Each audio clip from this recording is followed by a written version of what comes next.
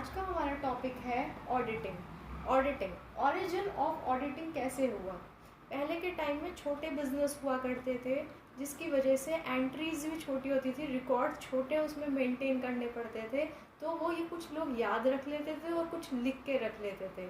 लेकिन जैसे जैसे बिजनेस स्केल जो है ऑपरेशंस बढ़ता गया, इंडस्ट्रियल रेवोल्यूशन हुई, जगह जगह मार्केट खुल गए, बिजनेस एक्टिविटीज़ बढ़ती चली गई, तो हमें डबल एंट्री सिस्टम का इजाद करना पड़ा, इंट्रोडक्शन हुआ। डबल एंट्री सिस्टम में जब एंट्रीज रिकॉर्ड करी जाती हैं इस पर्टिकुलर फॉर्मेट में, तो हमें एक ज़रूरत पड़ी कि उन एंट्रीज़ का, उन फैक्ट्स का, उन फिगर्स का, उन डाटाज़ का, उन स्टेटमेंट्स का हमें जो है एक वेरिफिकेशन भी करना चाहिए, उनका एग्जामिनेशन भी करना चाहिए। तो ल्यूका पिक्योली नाम के एक मैथमेटिशियन हुए, उन्होंने जो है ऑडिटिंग को इंट्रोड्यूस किया। वो कहे जाते हैं ऑडिटिंग के जनक। तो ऑडिटिंग में क्या किया, उन्होंने बताया कि ऑडिटिंग एक एक्टिविटी है, एक प्रोसेस है, जिसके अंदर साइंटिफिक और सिस्टमैटिक तरीके से एग्जामिनेशन होता है सभी फाइनेंशियल बुक्स का, वाउचर्स का, फाइनेंशियल एंड लीगल रिकॉर्ड्स का, जिससे कि फ्यूचर रेफरेंस में आने वाले टाइम में कुछ रेफरेंस अगर लिया जाए, कुछ कंपैरेटिव स्टडी करी जाए, कुछ क्रिटिकल इवैल्यूएशन किया जाए, तो जो हमारे पास रिकॉर्ड मेंटेन हो तो उसको हम एग्जामिन कर सकें, एक ट्रेंड क्रिएट कर सकें। उसके बाद क्या हुआ कि उन्होंने शॉर्ट में बताया कि ऑडिटिंग के अंदर मेनली दो चीज़ों का ध्यान रखना पड़ता है कि financial condition disclose by balance sheet और net income revealed by profit and loss. इन दो चीज़ का अच्छी तरीके से वेरिफिकेशन और एग्जामिनेशन कीजिए, साइंटिफिक बेसिस पे, लॉजिकल बेसिस पे, प्रैक्टिकल अप्रोच के साथ, प्लस एक फॉर्मेट में, एक पर्टिकुलर आपका सिस्टमैटिक तरीके से एक पैटर्न होना चाहिए, फॉर्मेट होना चाहिए, जिससे कि कोई अगर उसमें गलती है तो वो पकड़ में आ जाए और उसका रेक्टिफिकेशन किया जाए। Now the growth of auditing. Auditing की ग्रोथ किन फैक्टर्स के ऊपर डिपेंड करती है, इंडिया में ऑडिटिंग की ग्रोथ क्यों होती चली गई। पहला पॉइंट है adoption of double entry system of book keeping. जब से double entry system of book keeping लागू हुआ, उसमें हमने अकाउंट्स मेंटेन शुरू कर दिए, तब से हमें ऑडिटिंग की ज़रूरत पड़ी, जिससे कि ट्रूथफुलनेस एंड करेक्टनेस ऑफ हम फाइनेंशियल स्टेटमेंट हम अच्छी तरीके से एग्जामिन और वेरीफाई करके एक एक्यूरेट रिजल्ट दे सकें। सेकेंड है इफेक्ट ऑफ इंडस्ट्रियल रेवोल्यूशन। पहले बिजनेस छोटे स्केल पे होता था, अब नेशनल इंटरनेशनल स्केल पे हुआ। तो इस इंडस्ट्रियल रेवोल्यूशन की वजह से वाइड एक्सटेंट ऑफ मार्केट और बिजनेस एक्टिविटी का दिन दुनी रात चौगनी तरीके से जो तरक्की हो रही है, जो फैलाव हो रहा है, डाइवर्सिफिकेशन हो रहा है, उसकी वजह से भी हमें ऑडिटिंग की ज़रूरत पड़ी, जिससे कि हम शुरू से ही प्रॉपर प्लानिंग के अंतर्गत, एक पॉलिसी और स्ट्रैटेजिक मैनेजमेंट के अंतर्गत एक ऑडिटिंग करके चले, जिससे कि आगे हमें कुछ नुकसान ना उठाना पड़े। थर्ड है ओलिगार्ची इन कंपनी मैनेजमेंट। मतलब there is a divorce between the ownership and management. Ownership अलग होती है और जो मैनेजमेंट है किसी ऑर्गेनाइजेशन का वो अलग होता है। तो उन दोनों के अकाउंट बुक्स, उनके रेफरेंस से जो अकाउंट में एंट्रीज हो रही हैं, तो वो भी हमें एग्जामिन करना चाहिए, उनका भी ऑडिट किया जाता है। फोर्थ है यूज़ ऑफ कंप्यूटराइज्ड अकाउंटिंग। जब से कंप्यूटराइज्ड और मैकेनाइज्ड अकाउंटिंग होनी स्टार्ट हो गई, तब से जो है एक्यूरेसी मेंटेन करने के लिए ऑडिटिंग की भी ज़रूरत पड़ी। फिफ्थ है statutory need of audit. Government ने कुछ सेक्टर्स में, around more than 50% of sectors में कंपलसरी कर दिया है, रूल ला दिया है कि हमें ऑडिट कंपलसरी करवाना चाहिए। तो इस कारण से भी हर जगह, हर स्फीयर में अब ऑडिटिंग देखी जाती है। Objects of auditing. Objects of auditing दो पार्ट में डिवाइड है। फर्स्ट है मेन ऑब्जेक्टिव और सेकंड है secondary objective. First main objective क्या होता है, उसके अंदर एग्जामिन और वेरीफाई किया जाता है अकाउंटिंग रिकॉर्ड्स को। कौन कौन से, प्रॉफिट एंड लॉस हो गए, बैलेंस शीट हो गई, फाइनल अकाउंट हो गया, ट्रायल बैलेंस हो गया। और किसके लिए, ये पर्टिकुलर पीरियड में बनाए जाते हैं और पर्टिकुलर पीरियड के आप रिजल्ट्स जो देखेंगे वो ऑडिटिंग के ऊपर ही डिपेंड करते हैं कि क्या ग्रोथ चार्ट चल रहा है, कितना हम प्रॉफिट कमा रहे हैं, कितना हम लॉस कमाया है, किन कारणों से लॉस हुआ है, एग्जैक्ट लॉस कितना है, नेट लॉस और नेट प्रॉफिट को हम कंप्यूट करते हैं, कैलकुलेट करते हैं, एग्जामिन करते हैं for the truthfulness and the exact position of the financial statement. Secondary object क्या होता है? इसमें पहला पार्ट है डिटेक्शन ऑफ एरर्स। सबसे पहले हमें एरर्स को डिटेक्ट करना है, पकड़ना है। अब एरर कितने तरीके के हो सकते हैं? पहला error of omission. Error of omission जैसे कि नाम से ही पता चल जाता है कि कुछ एंट्रीज लेफ्ट आउट हो जाती हैं, हम उन एंट्रीज को पोस्ट ही नहीं करते ओरिजिनल बुक में, हम भूल जाते हैं, तो उसको हम कहते हैं एरर ऑफ ओमिशन। सेकेंड है error of posting. Error of posting का मतलब है कि not recorded in books of original entry, हमने रिकॉर्ड ही नहीं किया बुक्स ऑफ एंट्री में। पहली वाली में हमने सब कुछ रिकॉर्ड किया पर एक आध एंट्री उसमें रह गई रिकॉर्ड किए बिना। अब इसमें पोस्टिंग ही नहीं हुई है उनकी, not recorded in book of original entry. Third है क्लैरिकल एरर। क्लैरिकल एरर में क्या होता है? Writing wrong side of the account. आपने जो अमाउंट लिखना था, लिखना तो डेबिट साइड में था, लिख दिया आपने क्रेडिट साइड में। तो ये केयरलेस मिस्टेक के कारण जो मिस्टेक होती है उनको हम क्लैरिकल एरर कहते हैं। जैसे writing correct amount in wrong side, इसमें सेकंड केस में आपने सही अमाउंट तो लिखा है लेकिन जो है गलत साइड में लिख दिया। पहले वाले में आपने गलत अमाउंट लिखा था, भले ही सही साइड में लिखा था। डी है कंपनसेटरी एरर। कंपनसेटरी एरर्स का मतलब है, जैसे कि एग्जाम्पल दिया गया है कि आपको 10 रुपये की जगह आपने 100 रुपये डेबिट कर दिए एक अकाउंट में, और दूसरी बार में आपने 100 रुपये डेबिट कर दिए 10 रुपये की जगह उसी सेम अकाउंट में, तो टोटल आपने 110 रुपये डेबिट कर दिए। तो ये हो गया आपका कंपनसेटरी एरर। आपने एक ही अमाउंट को 2 बार इस तरीके से कर दिया कि उसके बैलेंस में कोई फ़र्क नहीं पड़ रहा है, लेकिन वो एरर माना जाएगा कंपनसेटरी एरर। ई पॉइंट है error of principle. Error of principle का मतलब है कि आपने लॉज को, प्रिंसिपल्स को, सिद्धांतों को फॉलो ही नहीं किया। अगर एक एंट्री 2 जगह होनी है तो आपने उसे 2 जगह ना करके एक ही जगह करा हो, या दोनों जगह कहीं गलत कर दिया हो, डेबिट साइड या क्रेडिट साइड में कुछ फ़र्क कर दिया हो। जैसे purchase of machinery account is debited instead to purchase account, और debited to purchase account instead of machinery account. आपने परचेज अकाउंट में तो डेबिट कर दिया लेकिन आप मशीनरी अकाउंट में डेबिट नहीं कर पाए। सेकेंड है डिटेक्शन ऑफ फ्रॉड्स। जो इंटेंशनली एरर, जानबूझ के हम जो गड़बड़ी करते हैं उनको हम कहते हैं फ्रॉड्स। अब फ्रॉड्स कैसे पकड़े जाते हैं? पहला पॉइंट है एम्बेजलमेंट ऑफ कैश। जब हम कैश की एंट्रीज में गड़बड़ी करते हैं तो उनको हम कहते हैं एम्बेजलमेंट ऑफ कैश, जो कि इन पॉइंट्स में हो सकती है। जैसे कि not entering in account book of cash receipt. Second है आपका entering less amount of cash. Third amount है false entry is on payment side of the cash book. और फोर्थ है not entry of cash, no entry of cash. आपने cash की ही entry नहीं करी है, आपने account book of cash receipt में कोई एंट्री नहीं करी है, आपने एंट्री कर दी लेस अमाउंट की जबकि आपके पास ज़्यादा कैश था, आपने झूठी एंट्री कर दी payment side of the cash book. Okay,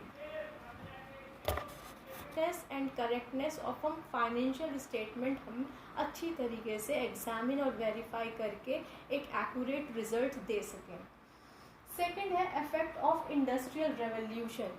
पहले बिजनेस छोटे स्केल पे होता था, अब नेशनल इंटरनेशनल स्केल पे हुआ। तो इस इंडस्ट्रियल रेवोल्यूशन की वजह से वाइड एक्सटेंट ऑफ मार्केट और बिजनेस एक्टिविटी का दिन दुनी रात चौगनी तरीके से जो तरक्की हो रही है, जो फैलाव हो रहा है, डाइवर्सिफिकेशन हो रहा है, उसकी वजह से भी हमें ऑडिटिंग की ज़रूरत पड़ी, जिससे कि हम शुरू से ही प्रॉपर प्लानिंग के अंतर्गत, एक पॉलिसी और स्ट्रैटेजिक मैनेजमेंट के अंतर्गत एक ऑडिटिंग करके चले, जिससे कि आगे हमें कुछ नुकसान ना उठाना पड़े। थर्ड है ओलिगार्ची इन कंपनी मैनेजमेंट, मतलब there is a divorce between the ownership and management. Ownership अलग होती है और जो मैनेजमेंट है किसी ऑर्गेनाइजेशन का वो अलग होता है। तो उन दोनों के अकाउंट बुक्स, उनके रेफरेंस से जो अकाउंट में एंट्रीज हो रही हैं, तो वो भी हमें एग्जामिन करना चाहिए, उनका भी ऑडिट किया जाता है। फोर्थ है यूज़ ऑफ कंप्यूटराइज्ड अकाउंटिंग। जब से कंप्यूटराइज्ड और मैकेनाइज्ड अकाउंटिंग होनी स्टार्ट हो गई, तब से जो है एक्यूरेसी मेंटेन करने के लिए ऑडिटिंग की भी ज़रूरत पड़ी। फिफ्थ है statutory need of audit. Government ने कुछ सेक्टर्स में, around more than 50% of sectors में कंपलसरी कर दिया है, रूल ला दिया है कि हमें ऑडिट कंपलसरी करवाना चाहिए। तो इस कारण से भी हर जगह, हर स्फीयर में अब ऑडिटिंग देखी जाती है। Objects of auditing. Objects of auditing दो पार्ट में डिवाइड है। फर्स्ट है मेन ऑब्जेक्टिव और सेकंड है secondary objective. First main objective क्या होता है? उसके अंदर एग्जामिन और वेरीफाई किया जाता है अकाउंटिंग रिकॉर्ड्स को। कौन कौन से? प्रॉफिट एंड लॉस हो गए, बैलेंस शीट हो गई, फाइनल अकाउंट हो गया, ट्रायल बैलेंस हो गया। और किसके लिए? ये पर्टिकुलर पीरियड में बनाए जाते हैं, और पर्टिकुलर पीरियड के आप रिजल्ट्स जो देखेंगे वो ऑडिटिंग के ऊपर ही डिपेंड करते हैं कि क्या ग्रोथ चार्ट चल रहा है, कितना हम प्रॉफिट कमा रहे हैं, कितना हम लॉस कमाया है, किन कारणों से लॉस हुआ है, एग्जैक्ट लॉस कितना है, नेट लॉस और नेट प्रॉफिट को हम कंप्यूट करते हैं, कैलकुलेट करते हैं, एग्जामिन करते हैं for the truthfulness and the exact position of the financial statement. Secondary object क्या होता है? इसमें पहला पार्ट है डिटेक्शन ऑफ एरर्स। सबसे पहले हमें एरर्स को डिटेक्ट करना है कि कुछ एंट्रीज लेफ्ट आउट हो जाती हैं, हम उन एंट्रीज को पोस्ट ही नहीं करते ओरिजिनल बुक में, हम भूल जाते हैं, तो उसको हम कहते हैं एरर ऑफ ओमिशन। सेकंड है error of posting. Error of posting का मतलब है कि not recorded in books of original entry. हमने रिकॉर्ड ही नहीं किया बुक्स ऑफ एंट्री में। पहली वाली में हमने सब कुछ रिकॉर्ड किया, पर एक आध एंट्री उसमें रह गई रिकॉर्ड किए बिना। अब इसमें पोस्टिंग ही नहीं हुई है उनकी, not recorded in book of original entry. Third है क्लैरिकल एरर। क्लैरिकल एरर में क्या होता है? Writing wrong side of the account. आपने जो अमाउंट लिखना था, लिखना तो डेबिट साइड में था, लिख दिया आपने क्रेडिट साइड में। तो ये केयरलेस मिस्टेक के कारण जो मिस्टेक होती है उनको हम क्लैरिकल एरर कहते हैं। जैसे writing correct amount in wrong side. इसमें सेकंड केस में आपने सही अमाउंट तो लिखा है, लेकिन जो है गलत साइड में लिख दिया। पहले वाले में आपने गलत अमाउंट लिखा था, भले ही सही साइड में लिखा था। डी है कंपनसेटरी एरर। कंपनसेटरी एरर्स का मतलब है, जैसे कि एग्जाम्पल दिया गया है कि आपको 10 रुपये की जगह आपने 100 रुपये डेबिट कर दिए एक अकाउंट में, और दूसरी बार में आपने 100 रुपये डेबिट कर दिए 10 रुपये की जगह उसी सेम अकाउंट में, तो टोटल आपने 110 रुपये डेबिट कर दिए। तो ये हो गया आपका कंपनसेटरी एरर। आपने एक ही अमाउंट को 2 बार इस तरीके से कर दिया कि उसके बैलेंस में कोई फ़र्क नहीं पड़ रहा है, लेकिन वो एरर माना जाएगा कंपनसेटरी एरर। ई पॉइंट है error of principle. Error of principle का मतलब है कि आपने लॉज को, प्रिंसिपल्स को, सिद्धांतों को फॉलो ही नहीं किया। अगर एक एंट्री 2 जगह होनी है तो आपने उसे 2 जगह ना करके एक ही जगह करा हो, या दोनों जगह कहीं गलत कर दिया हो, डेबिट साइड या क्रेडिट साइड में कुछ फ़र्क कर दिया हो। जैसे purchase of machinery account is debited instead to purchase account, और debited to purchase account instead of machinery account. आपने परचेज अकाउंट में तो डेबिट कर दिया, लेकिन आप मशीनरी अकाउंट में डेबिट नहीं कर पाए। सेकंड है detection of frauds.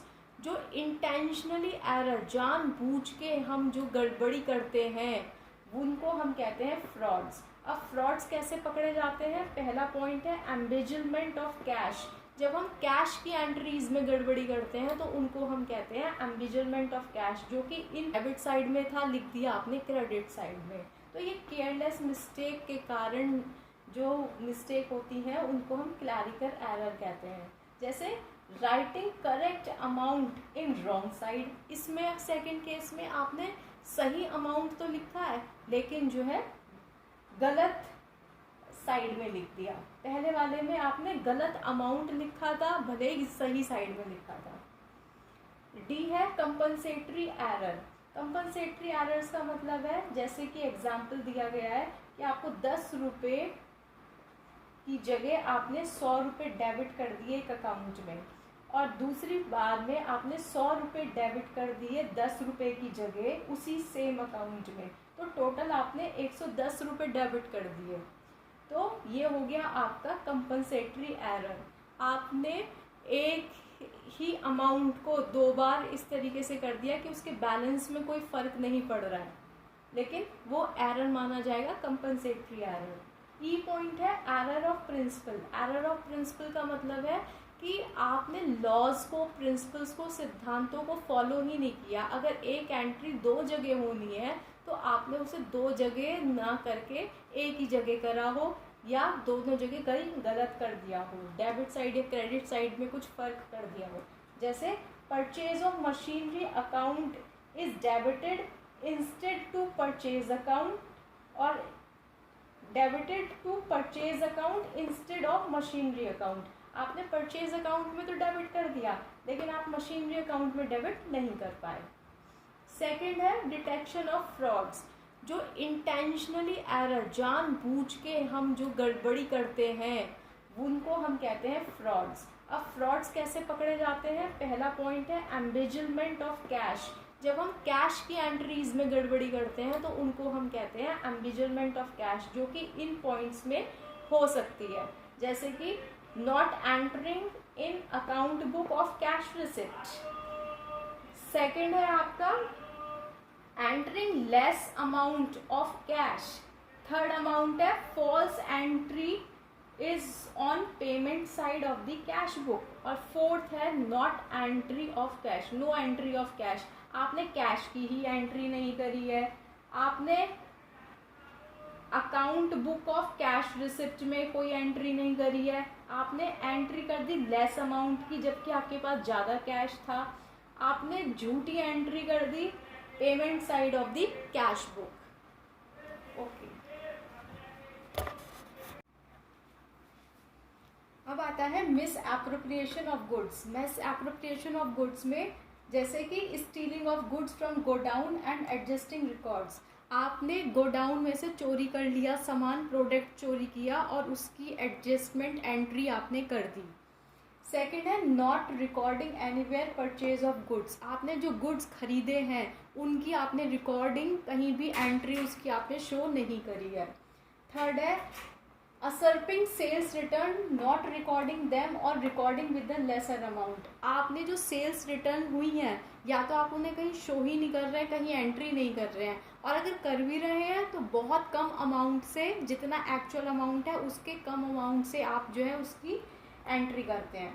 C point आता है detection of manipulation in accounts. Detection of manipulation in accounts in 4 points के थ्रू किया जा सकता है। जैसे by showing more than actual profit, जितना प्रॉफिट आया है उससे आप ज़्यादा प्रॉफिट दिखा रहे हैं। वो किस कारण से दिखाते हैं? जैसे to get more commission on profit, आपको प्रॉफिट पे ज़्यादा से ज़्यादा कमीशन मिले तो जितना आपने कमाया है आप उससे ज़्यादा बढ़ा चढ़ा के आप दिखा रहे हैं प्रॉफिट।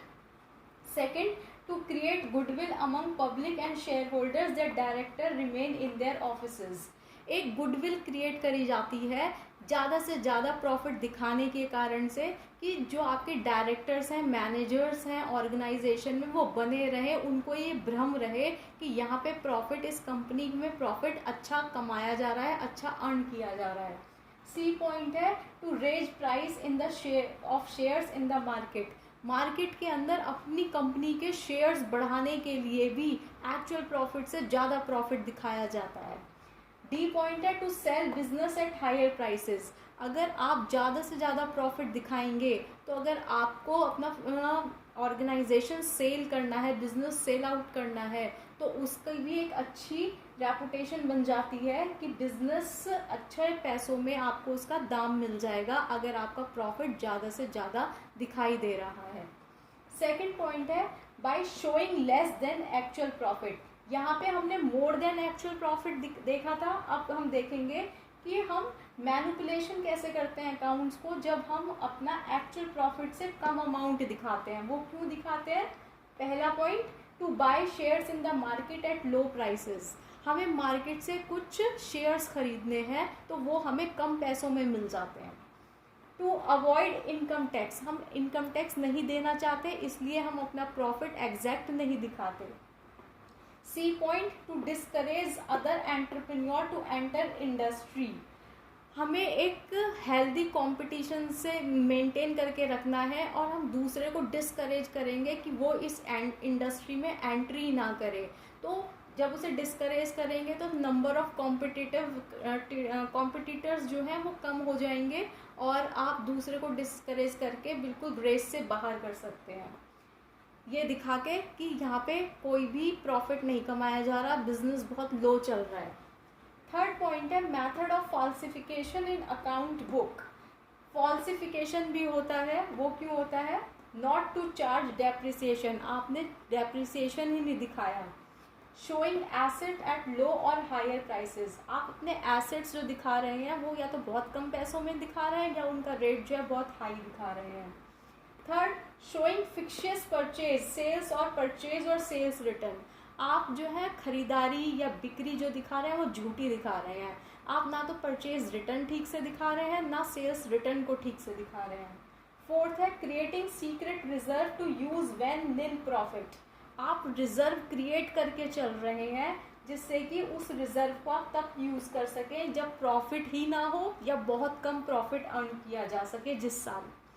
फिफ्थ है treat income of future year as present year income, जो आगे की एक्सपेक्टेड इनकम है, फ्यूचर की जो इनकम है वो आप इनकम प्रेजेंट ईयर की इनकम मान के चल रहे हैं।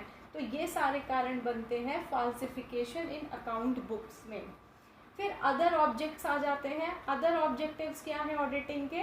जैसे क्रिएशन ऑफ हेल्दी एनवायरनमेंट, एक हेल्दी एनवायरनमेंट बना के रखिएगा कि आप ऑडिटिंग कर रहे हैं, एग्जामिनेशन ऑफ बुक्स है, फाइनेंशियल स्टेटमेंट है, जिससे कि ये रहे कि सब कुछ जेन्युइन और एक्यूरेट सही तरीके से एंट्री की जा रही है, मेंटेनेंस ऑफ अकाउंट किए जा रहे हैं। Second, implementation of statutory provision, जब गवर्नमेंट ने स्टैच्यूटरी ऑडिट को एक अनुमति दे दी है तो इसको पालन करना हमारी जिम्मेदारी बनती है, तो उसको इम्प्लीमेंट करने के लिए हमें जो है ऑडिटिंग करनी चाहिए। थर्ड पॉइंट है सेटिस्फाइंग गवर्नमेंट ऑफिशियल्स, सरकारी कामों में, पब्लिक सेक्टर में जो है गवर्नमेंट ऑफिशियल्स ऑडिटिंग की डिमांड करते हैं जिससे कि करेक्ट पिक्चर पता चल जाए फाइनेंशियल अकाउंट की, नेशनल इनकम का ग्रोथ ऊपर जा रही है, नीचे जा रही है, क्या हो रहा है, पर कैपिटा इनकम कितनी है, किस सेक्टर से कितना इनकम जनरेट हो रही है, कहाँ कितना डेवलपमेंट हो चुका है, कितने डेवलपमेंट की अभी ज़रूरत है, इकोनॉमी हमारी डेवलप्ड है, डेवलपिंग है या अंडर डेवलपमेंट है, वो सारी चीज़ कंप्यूट करने के लिए गवर्नमेंट ऑफिशियल्स को एक ऑडिटिंग की ज़रूरत पड़ती है। Thank you, that's all for today. तो में मिल जाते हैं। टू अवॉइड इनकम टैक्स, हम इनकम टैक्स नहीं देना चाहते, इसलिए हम अपना प्रॉफिट एग्जैक्ट नहीं दिखाते। C point, to discourage other entrepreneur to enter industry, हमें एक हेल्दी कंपटीशन से मेंटेन करके रखना है और हम दूसरे को डिस्करेज करेंगे कि वो इस इंडस्ट्री में एंट्री ना करे। तो जब उसे डिस्करेज करेंगे तो नंबर ऑफ कॉम्पिटिटर्स जो हैं वो कम हो जाएंगे और आप दूसरे को डिस्करेज करके बिल्कुल रेस से बाहर कर सकते हैं, ये दिखा के कि यहाँ पे कोई भी प्रॉफिट नहीं कमाया जा रहा, बिजनेस बहुत लो चल रहा है। थर्ड पॉइंट है method of falsification in account book. Falsification भी होता है, वो क्यों होता है? नॉट टू चार्ज डेप्रिसिएशन, आपने डेप्रिसिएशन ही नहीं दिखाया। शोइंग एसेट एट लो और हायर प्राइसेस, आप अपने एसेट्स जो दिखा रहे हैं वो या तो बहुत कम पैसों में दिखा रहे हैं या उनका रेट जो है बहुत हाई दिखा रहे हैं। Third, showing fictitious purchase, sales और परचेज और सेल्स रिटर्न, आप जो है खरीदारी या बिक्री जो दिखा रहे हैं वो झूठी दिखा रहे हैं। आप ना तो परचेज रिटर्न ठीक से दिखा रहे हैं ना सेल्स रिटर्न को ठीक से दिखा रहे हैं। फोर्थ है creating secret reserve to use when nil profit, आप रिजर्व क्रिएट करके चल रहे हैं जिससे कि उस रिजर्व को आप तब यूज कर सकें जब प्रॉफिट ही ना हो या बहुत कम प्रॉफिट अर्न किया जा सके जिस साल। फिफ्थ है treat income of future year as present year income, जो आगे की एक्सपेक्टेड इनकम है, फ्यूचर की जो इनकम है वो आप इनकम प्रेजेंट ईयर की इनकम मान के चल रहे हैं। तो ये सारे कारण बनते हैं फॉल्सिफिकेशन इन अकाउंट बुक्स में।